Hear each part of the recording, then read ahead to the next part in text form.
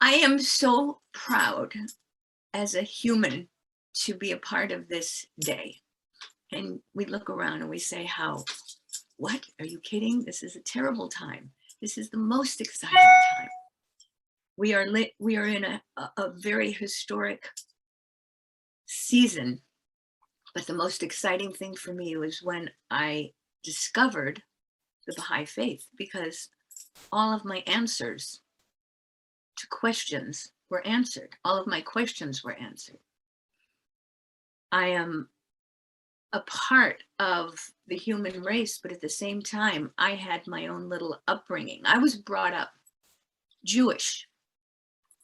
And in the Jewish religion, if any of you have been Jewish or know someone who's Jewish or have known Jewish moms, of which I was one, you don't change religions. That's just part of who you are. And there's no opportunity to investigate.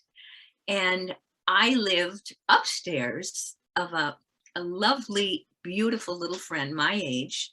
Her name was Laurelyn. We're still friends to this day. And she was blonde and blue eyes and perfect in every sense. And she had a first communion and she was Catholic and she had the most beautiful dress. And I'm 4 or 5 years old at the time. And I just was in awe of how wonderful she was. She also had a Christmas tree and lots of presents under the tree. And for a 6-year-old, that was a very envious thing to have not understood what this thing was called Christmas and what Catholic was and what other religions were. So I told my mom that I wanted to be Christian too. Well, you don't say that to a Jewish mom. So I was chastised, immediately chastised. And I was told, you don't say that. You are what you are, and this is what you were born, and this is who you are for the rest of your life. And I was challenged by that. I grew up and I was determined, well, even in 4th grade, I went to a little Sunday school that was led by moms. They were teachers of the students, and it was a Jewish Sunday school. So they weren't scholars, they weren't academics, but they had their knowledge based on what their parents had told them. And the tradition was something that you may have heard of about Judaism. Tradition was from the movies and for all these things that you see. This was who the Jews were. And I wanted to know more. I wanted to know why. So I said to my teacher, who is Christ? Who is Jesus Christ? And she stopped and she looked and she said, oh, he was just a great teacher. Well, I knew I was being lied to.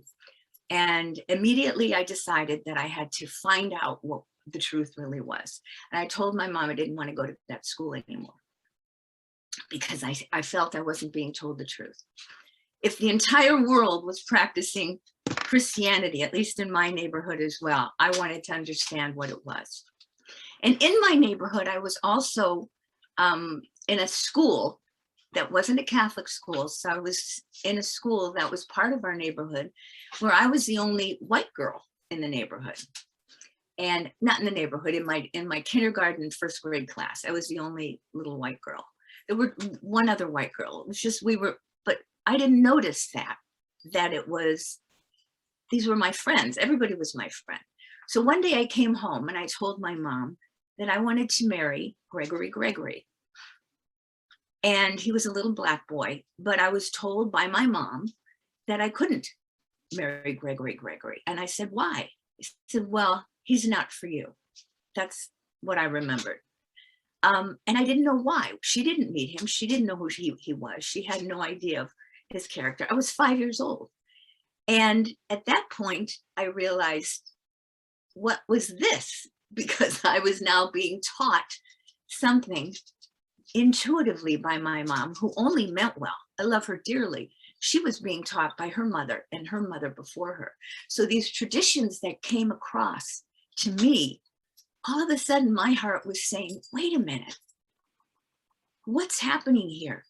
Why are all these things that are being taught against what my heart is telling me?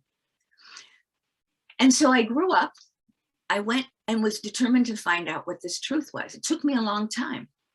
I went through high school and I went through college, and I was always going to different courses where I could find things out. And I learned about all kinds of things like Scientology. And I said, no, that's not for me. And I did learn about meditation, and I did transcendental meditation, but my answers were not coming. And then I met the first Baha'i. And when I heard the truth about what this was, the first thing that was told to me was one of these principles called independent investigation of truth. And I said, now there we go. What does that mean? So I asked questions, and the questions were all being answered. I asked about all the other religions. I asked about Christ. And in the Baha'i teachings, it was His Holiness the Christ, who is a great manifestation of God, one of 9 manifestations of God, all of them giving according to the knowledge of the people and the time in which they lived, would present as much as they could tolerate. No more than, for example, if I was trying to learn calculus at 5, that wouldn't work. The idea was the education was coming from a manifestation of God. Abraham, Moses, Zoroaster, Buddha, Krishna, Christ, Mohammed, and the Bab and Baha'u'llah are the most recent 2. And with each dispensation, there was a tremendous release of information and knowledge according to our capacity to raise us to a spiritual level that could never have been reached without this coming from a divine source. I was a great believer in God. I may have not understood all the principles my mom was teaching me, but she taught me about the love of God. And I absolutely loved God, and I would pray and I would go to God as a child, and I would understand how powerful this was, but I never had any proper education to know that this concept of the universality of religion and the fact that each manifestation brought a religion, and they're all the same. There is no dispersion. There is one religion better than the other. They are all equal because they all come from the same God. One God. We believe, Baha'is believe in one God. The Jews believed in one God. So now we're understanding from the Baha'i point of view that God is like one Son, an unknowable essence. We don't know who He is. We only know who He is through these manifestations that bring the truth from every dispensation. I use the term dispensation for the period of time that the manifestation, like Jesus had his period of time and then Muhammad came, but there was distinct differences to the people, but not in the spiritual truths. The spiritual truths were always evolving, the same, but evolving from one to the other. The social truths would be specific to that geographical area, and they would shift and change from each dispensation to the next. So I was starting to learn that there were some powerful principles. Independent investigation was one that absolutely floored me because that was something I loved. I loved to learn. As a child, the first thing I wanted was a microscope. I was 5, 6 years old. My dad said, microscope, okay. They were happy I wanted that. I would look at salt crystals and sugar crystals and see how they changed under a microscope. I somehow loved that aspect of science. I would be involved with science fairs, and I would go and understand the way the physical body worked. And I would make clay sculptures of all the organs and how the blood would go through. I understood and loved these things, and was now understanding from the next principle that science and religion agree. And never had I heard a scientist talk about the fact that there were spiritual implications. I hadn't. I'm sure there had been some, but the idea that there had to be science, which is understanding all of knowledge, and religion.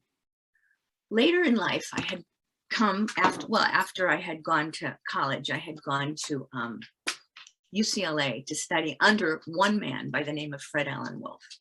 And I must say to you that I am not a scientist. I am a lover of science.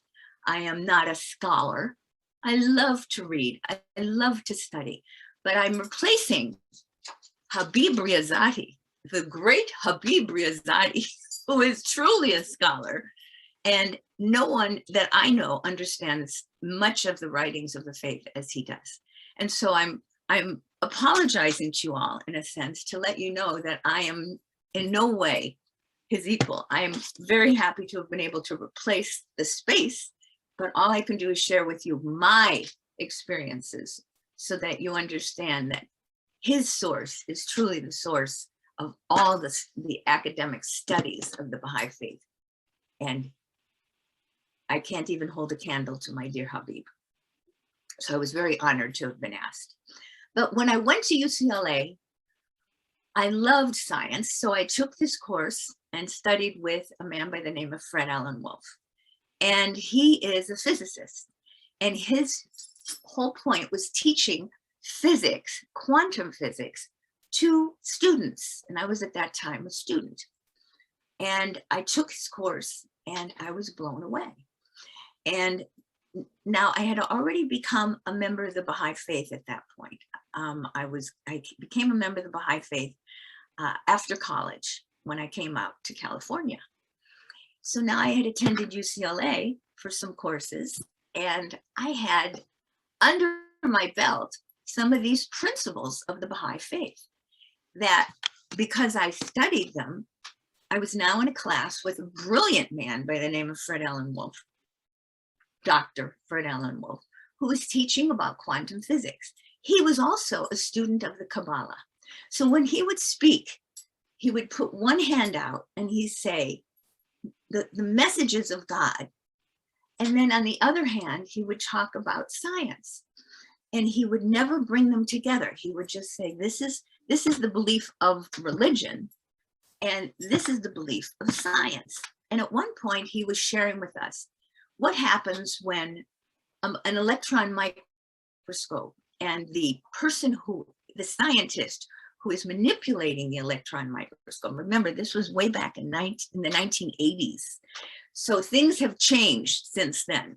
But at that point, it was an electron microscope would be able to see the effect of the electron spinning around the nucleus of an atom. And he said that when someone was in the room and there were negative thoughts, the electron would change its spin. And according to the thoughts of the individual who was using that electron microscope, it would change. So he would have to keep refocusing. And it was obviously affected by the scientist's thoughts. So he would talk about that. And then he said, there is something that is the smallest thing at that point was a quark. And there's always some energy animating the center of the nucleus of the atom and the electrons, and it's animating it, and we just don't know what it is. So he's standing up there, and I'm just this little student in the back of the room. I have the teachings of the Baha'i Faith, but I am no means understanding quantum physics. But I understood what he said. So he's standing there in the Kabbalah with one hand and science on the other hand. And he's presenting to us as a class that they don't have any idea where that energy comes from. So I'm humbly saying, Dr. Wolf, and I'm raising my hand in the back and I'm saying, I think all you have to do is put your right hand with your left hand and clap, because they come together. And it's God that's animating the universe.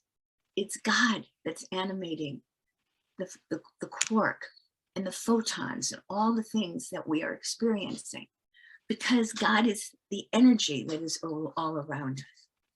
Our energy is totally dependent upon the divine. Now, there are people, I live now in a little community called Ojai, and here they don't use the term God too much. They use the term the universe. It's become quite a secular world, I've noticed, at least in my area. people like to talk about the universe and they don't like the word God.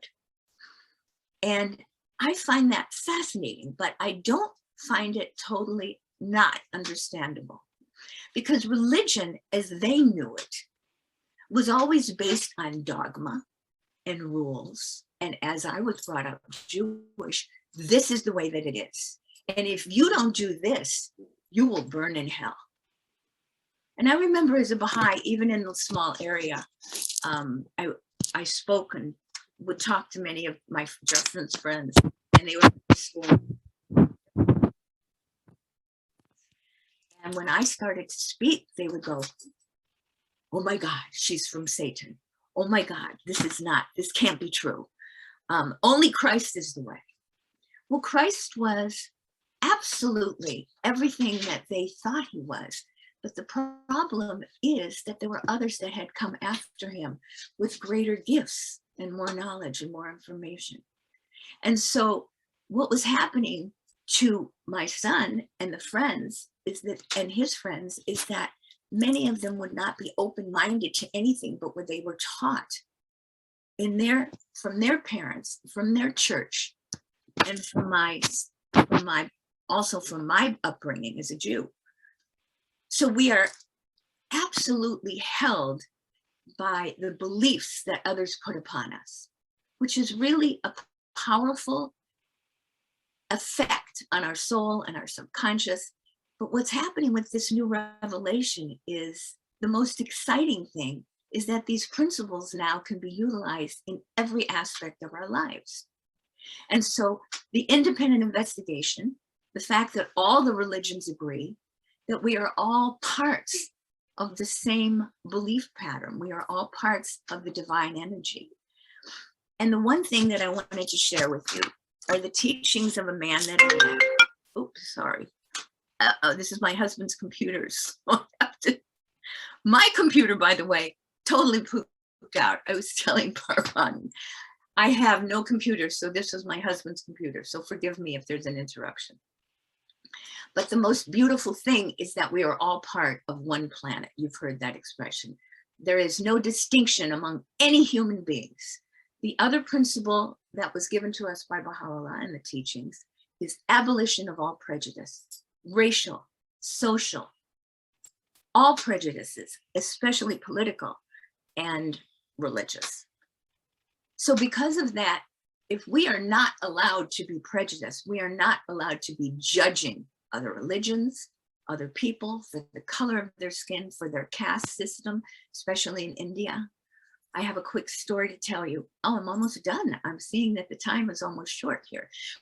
But the story that I wanted to share with you is there was a member of my Santa Monica Baha'i community, and he often visited India. And he would tell at the time that he was there that there was a sect of people known as the Untouchables and the sect of people known as the Brahmins. But in the Baha'i community, there was a great unity between them. And the Untouchables generally in those days, when he was talking, probably in the 1970s even, he was talking about the fact that there was not a unification. There was a great ingrained belief that one was better than the other. But he said in the community, when the Baha'i would gather at the homes of all the members, and many were Untouchables, the homes of the Untouchables suddenly became enveloped with love. And they started to treat their environment and even if it was a shack, they started to treat it with great love and flowers and joy, that they were suddenly given the opportunity to be equal. And the most beautiful thing is the power of that love emanates and comes across in everything that we do. If we are available to understand the power of what these two words, for example, I have love. Can you read this, or is it opposite? Love and gratitude. Do you know that if you put love and gratitude, just the words, on a glass of water, it changes the consistency of the water? I wanted to share with you, okay, Paimane. There are two images only that I'm going to ask you to find. One is the Fujiwara Dam, Can you see that one? Or one of the dams that was polluted water. And you could put that up on the screen. Okay. And then I'm going to ask you to find the other one that's related to it. Here it is. There you go. So what I'm sharing with you here is this is the power of water. I'm blessed to have met a man by the name of Masaru Emoto back in 2004-5. And I had heard about him and I knew that he was coming to town. He was coming to premiere a movie called What the Bleep. And in the movie, they introduced this concept, but I had been studying his work even prior to that because I was so affected by the words that he was saying, which corroborated much of Fred Alan Wolf. It turns out Fred Alan Wolf was part of this movie as well. He came in and talked about the power of changing minds. Well, here is an example. Masaru Emoto was a Japanese scientist who had for many years studied the power of thought. Baha'u'llah talks about thought is our reality. Baha'u'llah, who is the prophet founder of the Bahá'í Faith, talks about how thought is our reality. So Masaru Emoto would take a little vial of water. This one was a crystal of Fujiwara Dam. And he would take it in a little, it used to be little Kodak canisters that used to hold film back in the old days. And he would fill it with water. And on the outside of he would take that and freeze it. It would go down below zero. And he would then take a microscope, an electron microscope in a very cold room and slice it into a cube. A slice, put it under the microscope, quickly take the photograph before it would melt, and you would see the form of that water. In this case, it was polluted water. Then he would have prayer. There would be a group of people just praying over the water. And here is the second picture of a water crystal of the Fujiwara Dam after the prayer.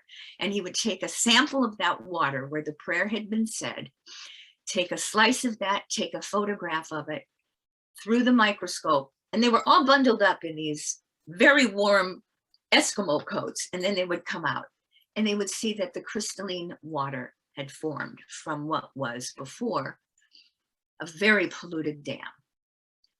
And this to me is an example. And this is after a different shape of the crystal because there are many, many shapes. But crystalline form is what happens to water. If we are consisted of 70% water, what is happening to our lives with water? What is happening when our words are not expressing the most positive things that we could say? Positive prayers, positive affirmations, positive thinking.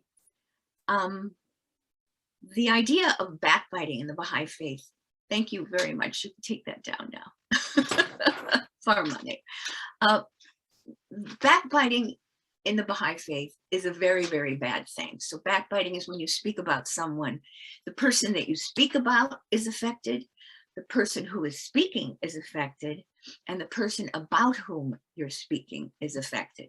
If it's negative, what's happening to the water in the human being is that if it's affecting the soul, the energy is permeating our cells, and we are now being afflicted with those thoughts. So backbiting, oftentimes I've heard it said in the Baha'i Faith, is akin to murdering the soul. So it's so incredibly important to keep our words pure and our thoughts pure and our visions very positive and pure. Keeping us happy in this day and age is really the most exciting thing we can do. I am probably out of time opening up for questions. There's much more that we could talk about if you wanted to open it up. Is this good for time, Armin? Sure. Yeah, you can go ahead and you can take a few more minutes if you'd like. Okay. Fine. So the idea of these thoughts, thoughts are incredibly powerful. And when we understand the concepts that Baha'u'llah brought, and the fact that this dispensation is the time where So many things are being understood. We are in what I call a workshop. This workshop is where we are developing the spiritual soul, our spiritual being. This is not the end. When we are born, I think Justin might have talked about this. I didn't see his talk, but the idea is we are in a womb world, and many of you may have heard about that. We are developing in the womb arms and legs and appendages that are very uncomfortable. So we're like all in a ball, but we think this is normal. And if there were twins in that womb, it would be as though one would have to be born first. But where did they go? The twin that could be left behind would be thinking, where in the world did my beautiful brother or sister go? They've died. And then all of a sudden, the other twin is born. And these arms and legs and eyes and ears that were developed that had no use in the womb are suddenly extraordinarily helpful. And my God, what would we do without them? But in this world, where they have used the beauty that is available to us, suddenly we're understanding that these spiritual qualities are what we have to develop for the next world. And just like a bow and arrow, an arrow is swung back, it's this resistance that we have and the ability for us to learn the spiritual values. The more we pull back and learn and imbue ourselves with spiritual qualities and teachings such as kindness and love and gratitude, as opposed to criticism and hatred and disbelief, the more we do this, when we release the bow, it goes further. This is again my interpretation, because we've given ourselves what are necessary for the next world. So I invite you all to investigate this beautiful faith. It's something that I am so blessed to have taught to my family. I'm sorry, I get emotional, because even though I may have made many mistakes as a mom, the one thing that I know I did bring them was the Baha'i faith. And the qualities that they have today, I know are only because of the Baha'i teachings. And some of you may have met my son Justin, my daughter Sarah is so beautiful a soul, and our grandchildren are becoming absolutely beautiful souls because they're being nurtured with these teachings that are just so magnificent to develop the spiritual qualities that are necessary in this life. So I thank you. Thank you so much for that really touching talk. I think you spoke to all of our hearts. Thank you so much. Yeah, now if anyone has a question, you can put it in the chat and we'll have some time to answer those. How can we make our home aligned and safe? Wonderful question. I think it's interesting. I'm an artist, I'm a painter. So I have painted the legends of the Baha'i faith. I have painted pictures of the people who are extraordinary spiritual beings in our faith. And I have them in my home. Because whatever we put up on the walls of our home have an energy. So I remember in feng shui and in biogeometry, everything has an energy, and we're trying to bring only the positive. So we want to reflect in your home those things. That's on the material level. But each one of these things that you put up on the wall, whatever they are, whether it's a beautiful sunset, which is wonderful, or flowers, are absolutely beautiful. But it's important to make certain that you feel good when you look at them. That's the material level. The other thing is to bring prayer into your home. The idea of saying prayers. Any religion is a wonderful religion because it's all an emanation from God. But the Baha'i faith is only the most recent of all the religions. And we are told because of these teachings, they're going to be valid for the next 1,000 years minimum, and as much as 500,000 years because of the power of this dispensation. We are all of you are so incredibly blessed to be alive in this day. I get very emotional because as bad as this day is, this is the time when you have the choices to make.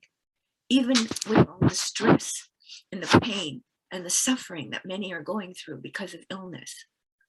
But to hold on to the spiritual capacity that you have within and the ability to investigate and find out what is the most recent information that I could share that will bring me and my family, which is the question, the most opportunities to be successful emotionally and spiritually in this life.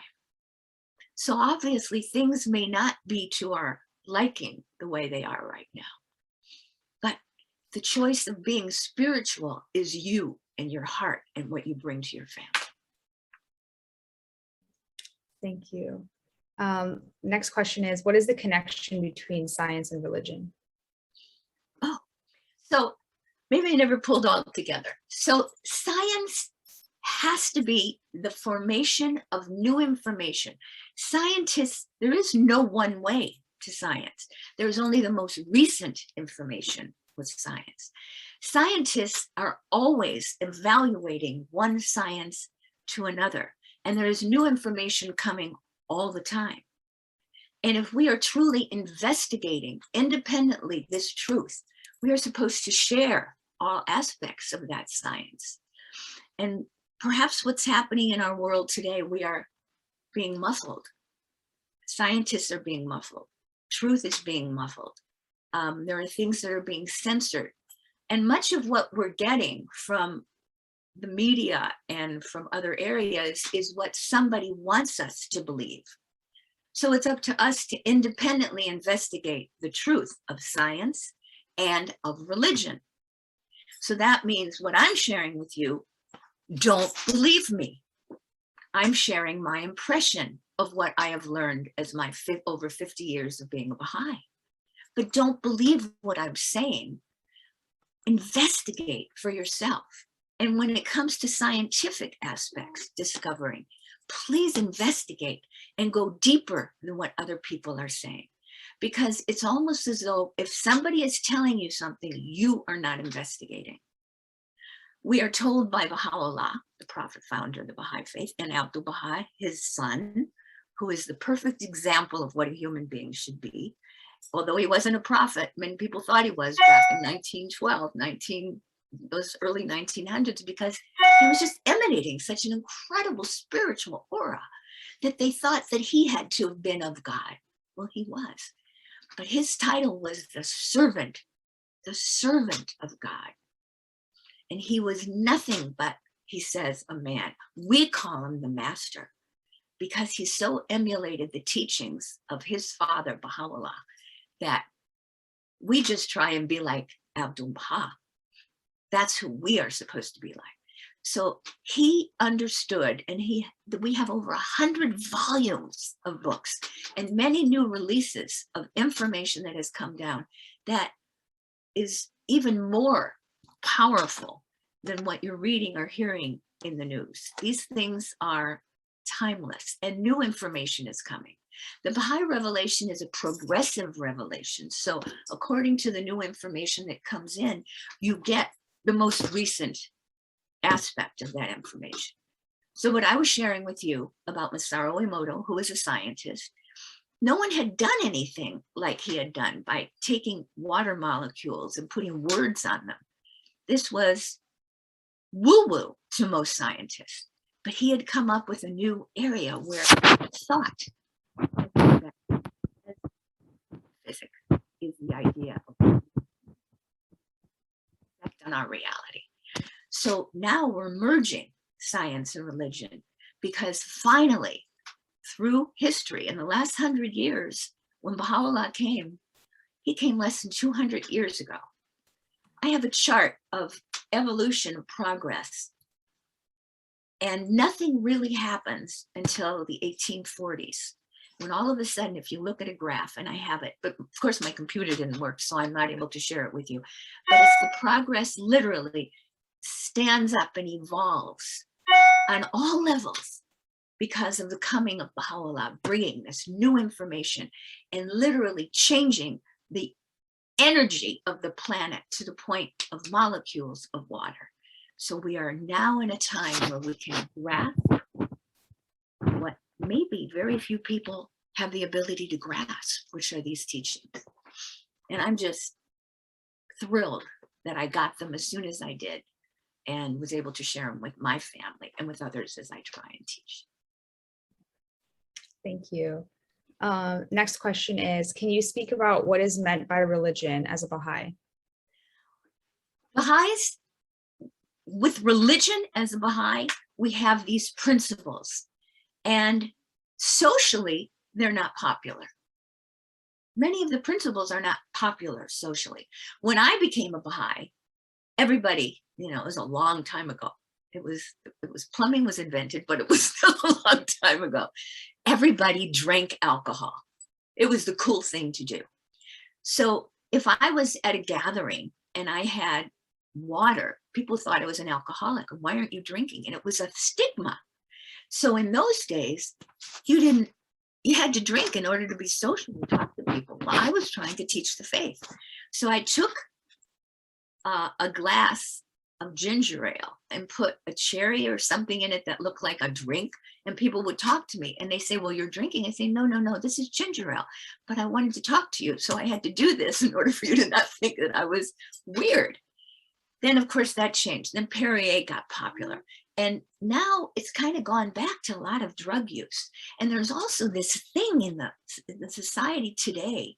And I'm blessed to have been to be old enough to go back in history and see this evolution that has taken place with how the societal mores are so different than the spiritual aspects of what the Baha'i Faith is. So yes, the Baha'i Faith is a religion with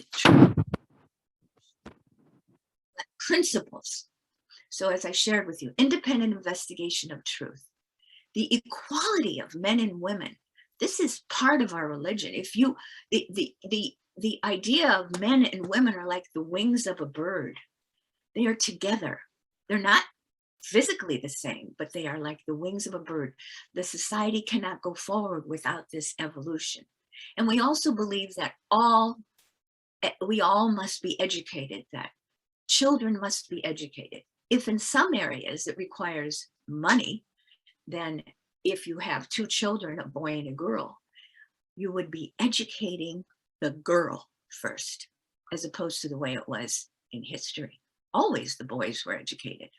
With Yentl, remember the story of Yentl? She had to pretend to be a boy. Tahirih was the first woman suffrage. She was a follower of the Bab and Baha'u'llah. Well, she followed these principles that women and men are equal. So she threw off her veil in public. And it was so mortifying to those who were contemporaries at the time that one man couldn't believe that she had done such a horrendous thing, taking off her veil in public. She had come this was from Persia, old Persia, where every woman, as it is today, is covered. These teachings were then. So the new teachings are no, we don't have to cover our face. We are equal. We are equal in the sight of God.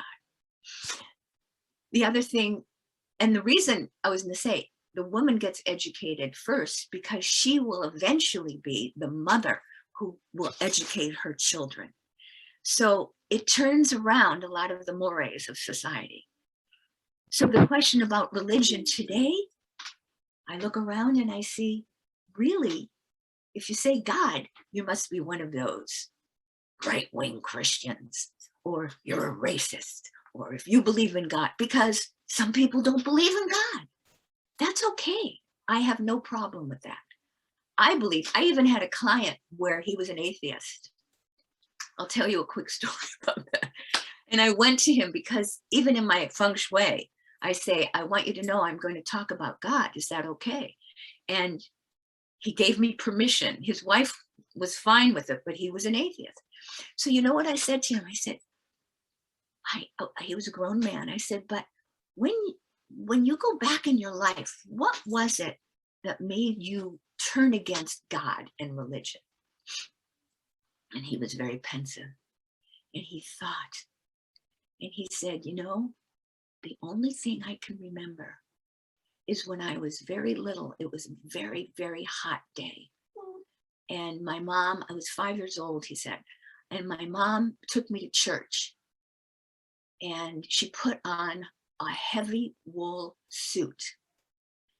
And I had to sit in 100-degree humid church in the pews because she didn't want anyone to think that I wasn't presentable. And he said, I was itching and swirling and I wasn't allowed to move around. And it was the most horrible experience I can ever remember.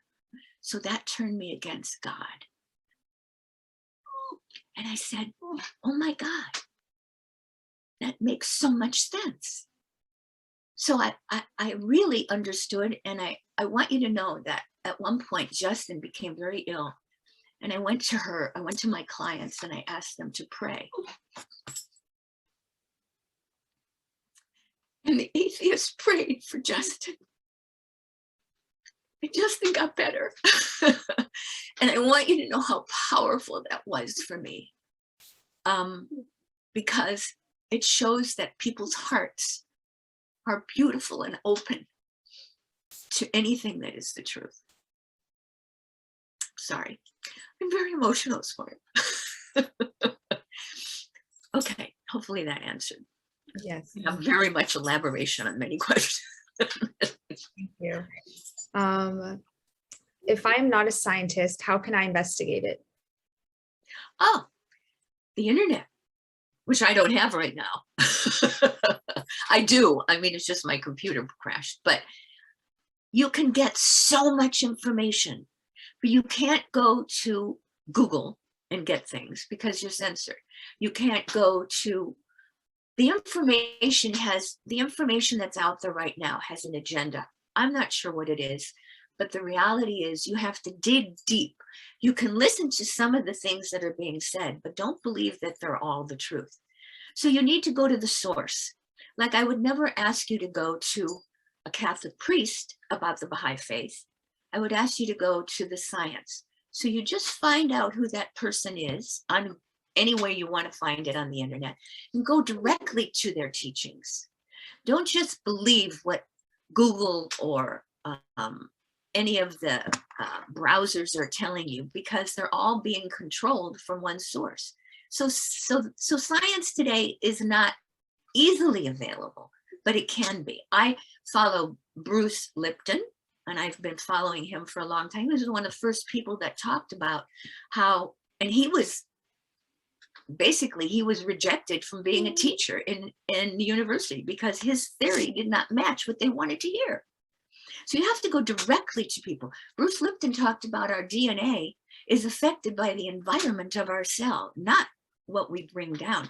We are not getting, and he and another person I've been studying for many, many years, Joel Wallach, Bruce Lipton and Joel Wallach came up with a new term called epigenetics, which is the environment of the cell. What we feed our bodies has much more to do with our health than what our parents had, except what your parents had done is passed on cultural mores, food, the kind of food they ate, the kind of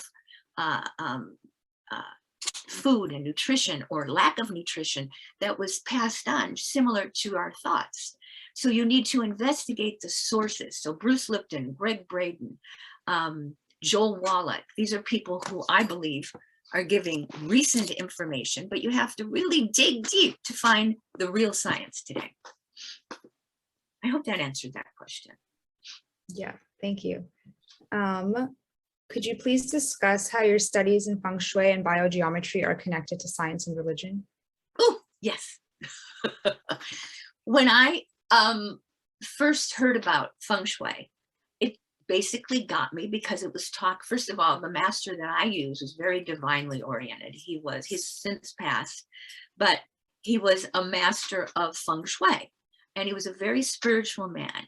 And because he talked about God, I followed that route. And he was taken under the wing of a Buddhist monk, and he was taught the secrets. So his school of feng shui is the kind that I follow. It's called the Black Hat sect. And what he had discovered was the energy and how things moved around. The energy of a room will have blockages or it will have flow like a river. So in feng shui, you want to have the energy of a room flow like a river. And there are all kinds of rules in feng shui as well.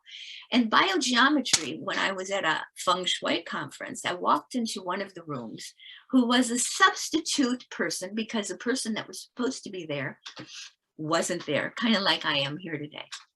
And this person, his name was Ibrahim Karim. And I walked in the room, he had a group of people and he was talking about biogeometry and I was spellbound. I felt the energy of him and his heart and the energy of the room. And he's an Egyptian and I was blown away. So I stayed there another month and studied with him. I've been studying with him since 2001. And I have been learning unbelievable facts about our universe and about biogeometry. And biogeometry is understanding the energy coming from the earth and how it affects our homes. So I use biogeometry and feng shui to find out that if a grid line is coming from the center of the earth, it's emanating and it's vibrating at a quantum level and can affect parts of our body. And that becomes detrimental to our health. So I'll go to a client's home and I'll measure the effects of whether these grid lines are there. And we have a way of transmuting the negative energy. So it's a very exciting connection, very scientific, but to a lot of people that don't know it, they think it's superstition. Thank you. Next question is, pranic healing or Reiki or similar practices, are they in agreement with science and religion? Absolutely. You said, what were the first ones you mentioned? Pranic healing or Reiki? Yes, there's all kinds of ways of healing. Even Abdu'l-Baha, the son of Baha'u'llah, spoke about all kinds of healing. I do healing with biogeometry, but I know my daughter-in-law does Reiki. Emily, who I think maybe you have seen, she's wonderful. And she does Reiki, and there are people I know that do auric healing. I've done that. There's healing when we understand that we are bodies of energy. All methods of healing are valid. I don't personally go to doctors because ever since the 20s, all they know about or can talk about without losing their license is pharmaceuticals. So that's not always the case. And of course, I'm not an expert on this, except I just choose to find other means of healing. And I really love research. I love research, so I will go. And of course, I will go to a doctor, God forbid, if there's an emergency or if there's things that I know that pharmaceuticals will heal. But otherwise, like in the tablet of the physicians that Baha'u'llah had left, we're supposed to heal ourselves with food and nutrition. You know, I would love to read a prayer that was just released. This is I hope you don't, do I have time to read this? Yeah. This is prayer. Hold on. Yeah, I'm back into the paper days because my computer isn't working. Hold on.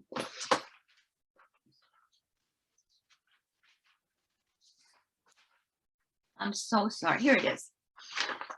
Have you all seen prayer 51? For some of you who may be Baha'is, but I'm going to read it to you. And this is a very recently released prayer. And it may take a couple minutes, but he is the all, because it's talking about the spiritual aspects, and you can also connect the physical aspects of this prayer. It's very interesting. And maybe you want to discuss it after. He is the all glorious, O thou spiritual physician. The body of humankind was afflicted with severe ills and chronic diseases, contagious maladies and prolonged fevers. Whereupon the ocean of divine favor surged, and the clouds of truth and bounty rained down upon the world of creation. The sun of the firmament of oneness shone forth, and vivifying breezes wafted from the meads of singleness. The breath of the divine Messiah was diffused. The all-knowing physician appeared from behind the veil, and the skilled and true healer emerged unconcealed.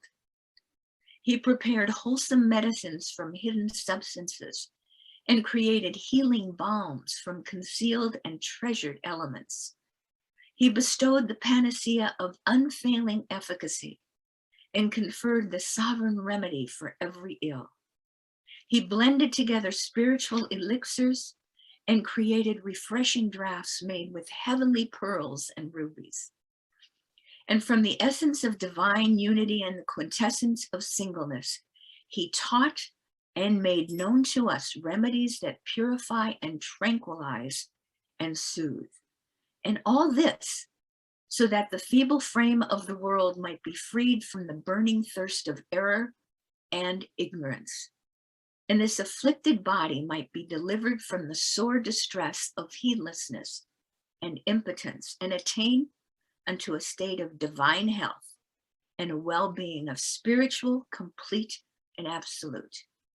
And Abdu'l-Baha continues, yet ignorant and neglectful physicians devoid of learning have intervened and are preventing the divine and timely remedy from being administered. They prescribe instead that which causes the aggravation of the disease and the worsening of the condition.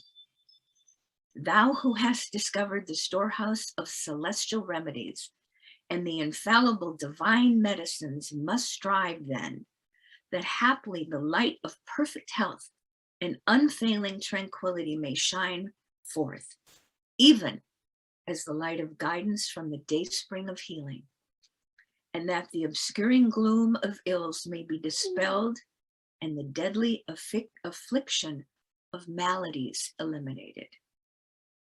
Abdu'l-Baha, Light of the World, from Light of the World, really recently released. Very profound, but it's exactly talking about how spiritual, that's why I wanted to show the water, how take your glass and put love and gratitude on a label on your glass. This is something from Justin's company. Think, see, choose, be love. We drink this and it's like you're drinking in spirituality. When you put words are powerful. Words we say to our children, words we put up on the wall, words we feel, words we think, powerful. And that can change us and that can heal us. And prayer, the doctors today, physicians are starting to learn about prayer. There are books that are being written, and a physician who starts to utilize prayer along with his practice is the healing physician. So I'm by all means not saying stay away from everything, because I know there are things that are curing and helping people. I'm just speaking for me, and I'm just a student and a lover of God, and that's just my way. But I will go to medicine. I've been vaccinated by many, many things my whole life, so I know. But I want you to know that I've also had bad reactions, so I have to see this is what I can do, this is what I will do in the future, etc. It's all based on what my body chooses. I feel we need to have choice. We need to not be told what we have to do. This upsets me, that's all. But I'm not going against anything except the writings of Baha'u'llah. Yes, thank you. So some people are asking for the source of that prayer that you just read. Yes, it says, now it was online as a release. It's called Light of the World, Abdu'l-Baha. And I could send it to you, and I'll put it up in the chat, and maybe you could disperse it to everyone. Okay. I had only become acquainted with this less than 2 weeks ago. So it's very, very recent that I've even seen it, but it blew my mind. Okay, that's great. Do we have any other questions?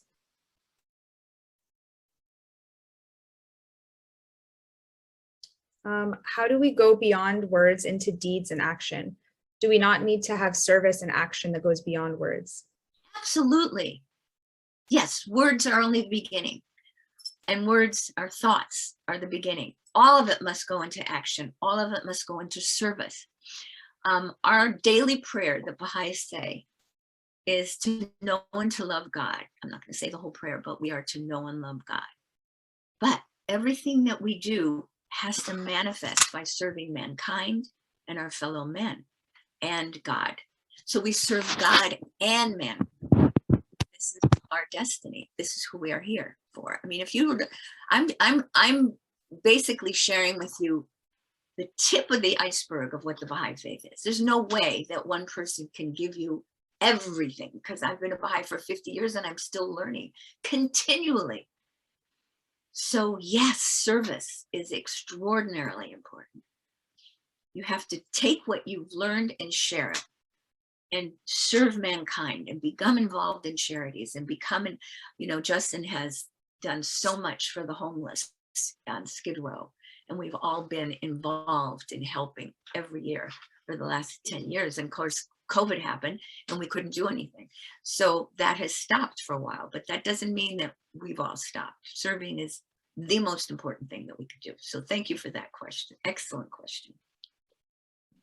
Okay, looks like that's all for the questions. Thank you so much again for joining us today, giving us your time, your expertise, your knowledge, and really speaking to all of our hearts.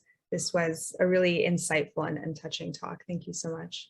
Thank you so much. Humbled and very, very happy to have been able to speak today. Thank you so much. It's no greater thing than to share what I believe I know of the faith, which is nothing compared to others. So thank you again. Thank you. So great. So next week, our speaker will be Dr. Matt Gianni. And again, these talks are every Saturday at noon Eastern time. And if you're not already on our mailing list, I've put a link to our contact form in the chat. Today, we're going to end with the Baha'i song.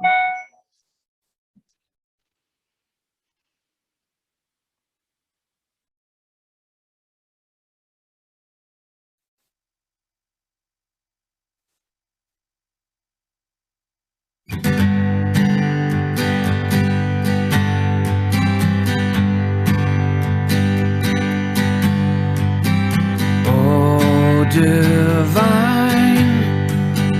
providence, shed a ray of light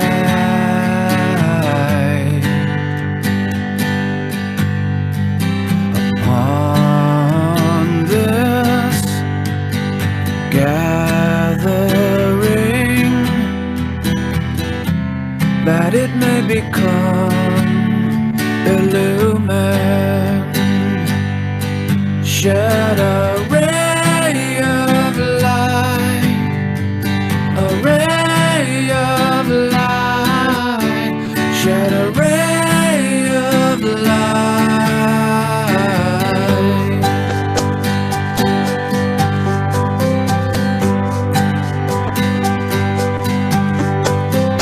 Oh, divine providence, shed a ray of light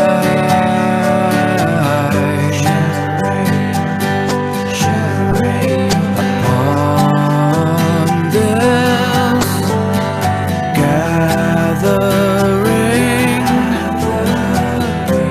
that it may become illumined, shed a ray of light, a ray of light, shed a ray of light,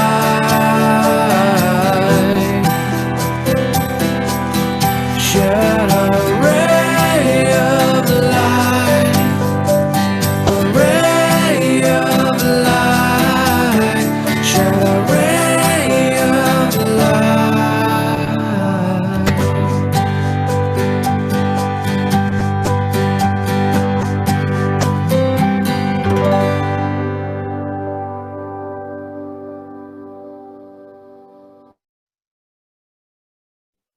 Thank you, everyone, and we'll see you next Saturday.